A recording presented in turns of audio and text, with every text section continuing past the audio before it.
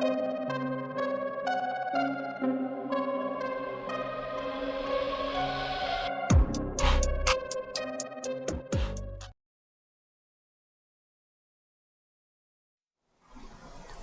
this customer would like us to replace the injectors and the mechanical pump on this Kia Sorento. So let me show you what I did.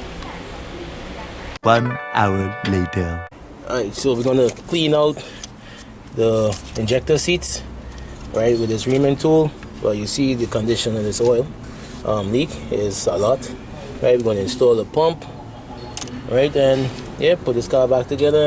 Yeah, before we install the injectors, I definitely gotta make sure that the seat area is very clean, because it will definitely leak compression if I don't clean this, right?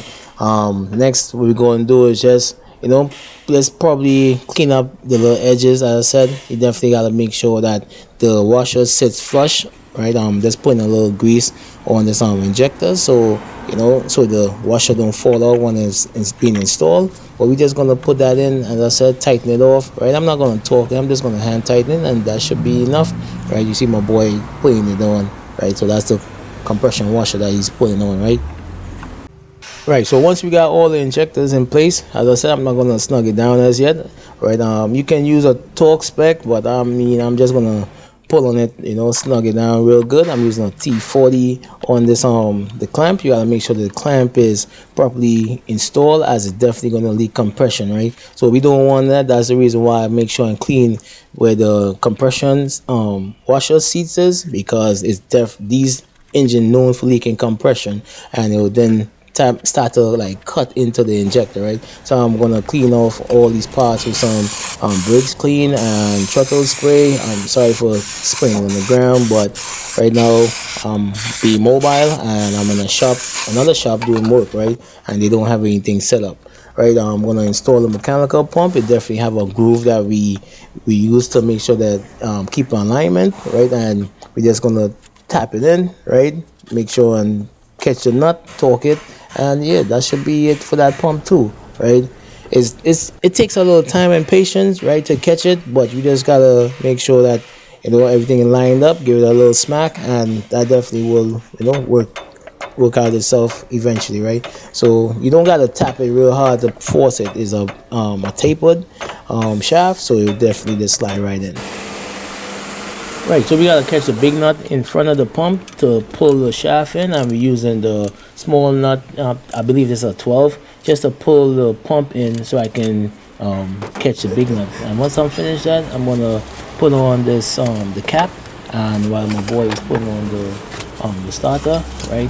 We almost finished, right? There's a lot of little things, and little techniques and tricks that we picked up along the way, how we remove these mechanical pump and install them, right? But it's fairly, I won't say simple, but there's a lot of work, but it's really messy too, man, because it's a diesel engine, and look, you can tell this customer hasn't been doing anything on this vehicle, and it's really filthy. You dig? I'm trying to just clean off all this excess oil that's running down. So as I said, let me just finish do this and then pick back up the camera. Right, so after we install the starter, the pump is installed, injectors installed, we put on the rails, right? We're going to tighten up, right? We got the return line on, so we're just going to leave those crack on top so they can, matter of fact, we don't need to do that. We need to, we could do it through this fan too, right? Right, so I'm just going to tighten this off. As I said, we don't have a torque value for it, but we're just going to make sure that it's really tight. Then we're gonna put on the high pressure lines and the radiator hose and the intake manifold. As I said, man, it's really filthy and it's hot right now, man. So let's do this up. As I said, I want to put on the radiator hose and the throttle. What else we gotta put on? We gotta put on the all the sensors and the harness and things that have to go on, right? And I'm hoping that this vehicle just start right up. You dig?